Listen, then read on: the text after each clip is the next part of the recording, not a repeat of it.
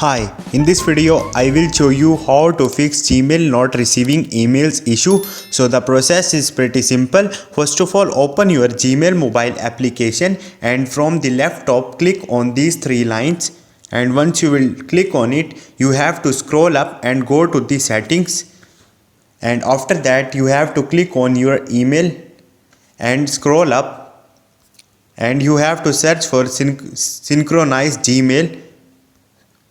Here you have to tick this like this and go back and go to the settings and go to the apps and the notification, and here you have to click or search for the Gmail, and after that go to the storage and cache and clear storage. Once you will do it, you will start receiving emails on your Gmail. Hope this video will helpful for you. See you next time. Thank you.